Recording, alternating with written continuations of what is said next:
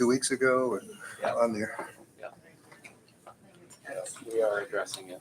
There's progress. But it's Very, at a very snail's glacial. pace. Yes.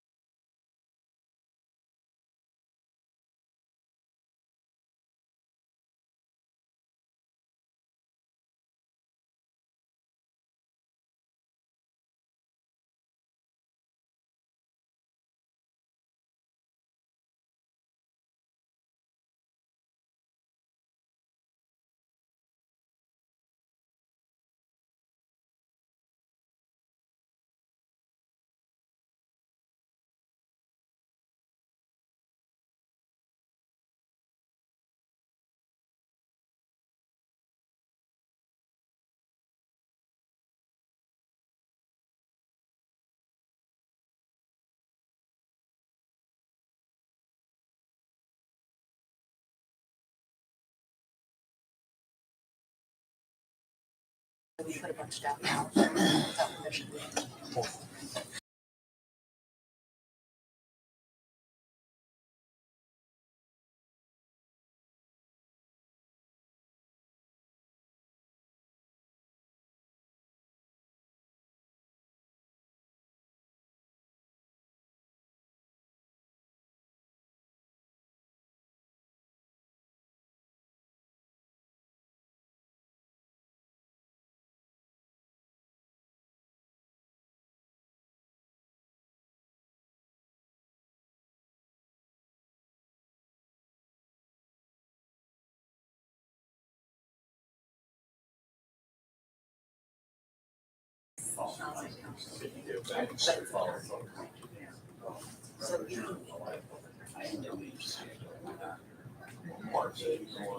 I think that's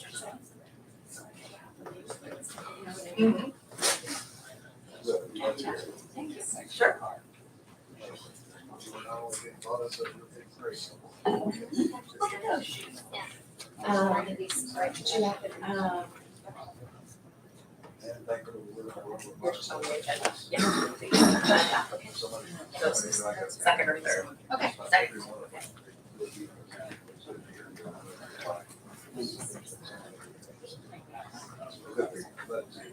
Greg, we're unmuted if you want to try this.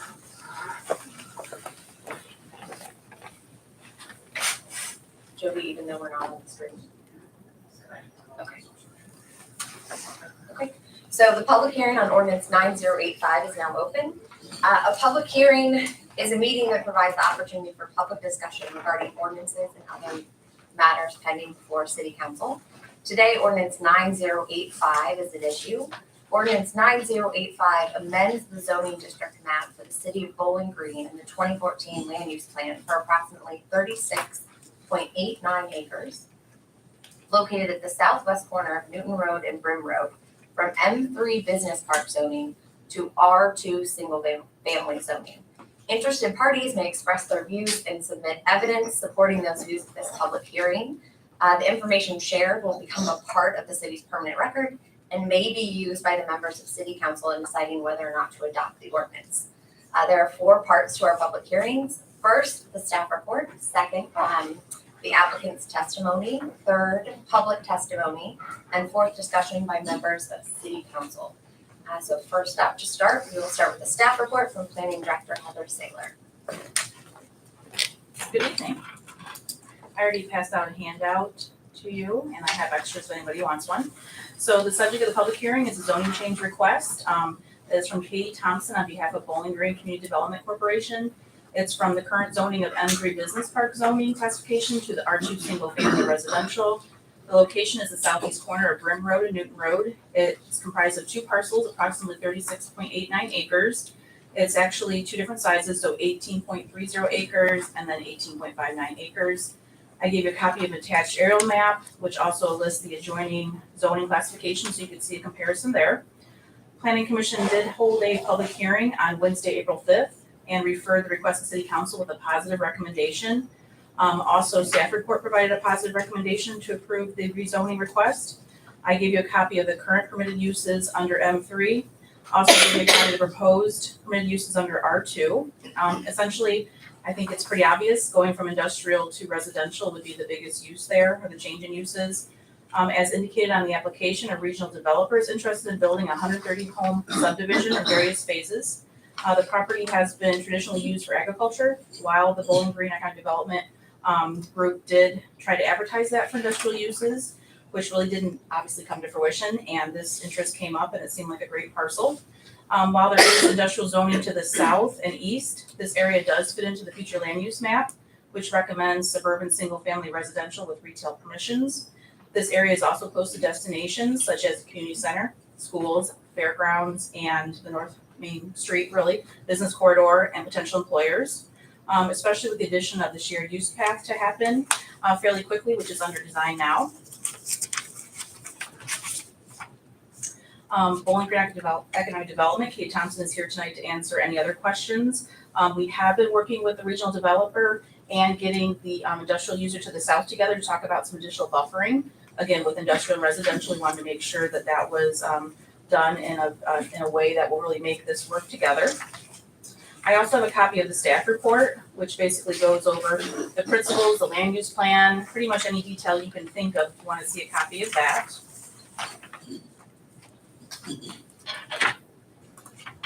Otherwise, that's what I have to cover unless you have any questions. The positive recommendation from the Planning Commission was unanimous, correct? Correct, yes. Greg, do you have any questions for him? Not for Heather, no. Okay, thanks, Heather. You're welcome. So next we'll hear from the applicant. The applicant is Katie Thompson on behalf of Bowling Green Community Development Corporation. All right, good evening. I'll share some similar points to what Heather presented, but maybe we'll provide a little bit more context as to kind of how we got to this point.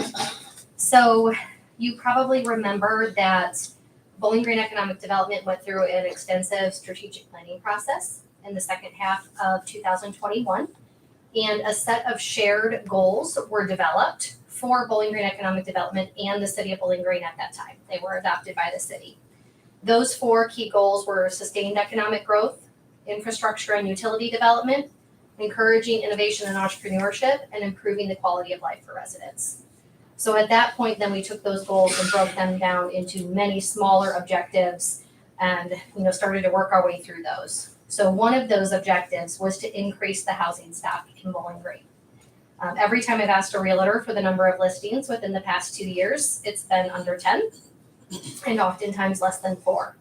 And so myself and the board of Bowling Green Economic Development realized that we cannot continue to effectively attract and retain industry without supporting those other community assets that make that possible. So once we recognized the need and determined that it was within our strategic goals to address the need, we then started looking for appropriate sites. So this property that we're talking about tonight on the corner of Brim and Newton rose to the top of our list for several reasons. First being that it was a property that was controlled by Bowling Green Economic Development. Second, we had tried to market that property for industrial use for over 20 years with no success. And that site is in proximity to the community center. It's adjacent to other property that could easily become residential and will be aligned with the new shared use path that Heather had mentioned. That will connect residents to many key assets in that proximity as well. So at this point, we have actively worked to recruit a developer to our community. We had a few interested parties and spent a lot of time interviewing each developer and conducting our due diligence to make sure that their projects were completed successfully. Thankfully, we were able to reach an agreement with Trident Investments. It's a Cleveland area firm, and they have a proven track record of success. They have presented a clear plan for the property at Brim and Newton. And they have partnered with K. Hovnanian Homes, a national builder, to build out the proposed subdivision. So both parties are confident that the project will be a tremendous success. They're confident in the site and in its possibilities for expansion in the surrounding area. Preliminary designs have been prepared, resulting in approximately 130 homes. The starting price for those homes around $225,000. So upon a successful change in zoning, Trident will submit plans to the planning department with the hopes of starting construction this summer. Any questions for me? I do have a related, it's not directly addressing tonight's issue, but the other parcel that's M3 between the community center and these two parcels. You know, we're in that unique spot with our zoning code being updated that there's an opportunity at least to consider rezoning that before moving for the future. What's your view on that zoning? Does that, I mean, the future land use map has that as residential as well. Yes. It just seems like I would, looking ahead. yeah. I would lean to that future land use map. Personally, I actually have also reached out to that property owner to start those conversations. So, I mean, they're definitely open to conversation. Obviously haven't, applied for a zoning change themselves or anything like that, but they know what we're doing here. They're aware, and I think, they'd be open to a conversation if that's the most appropriate next move. No, I don't have any other questions. Okay, thanks, Kate. Thank you. So next up is any public testimony. Would anyone like to speak to the committee at this time, or do we have any correspondence? Okay. So hearing none, we'll move on to council discussion. Greg, your thoughts here? I think this is a wonderful opportunity for the city. I fully support this. I think that we have a great need for additional single-family homes. This is an opportunity to increase that supply by a significant amount, so I fully support it. As do I, and I really applaud economic development and the city administration for being so proactive. Okay. Anything else to add before we close the public hearing? Thanks everyone for your participation. This concludes the public hearing on ordinance 9085.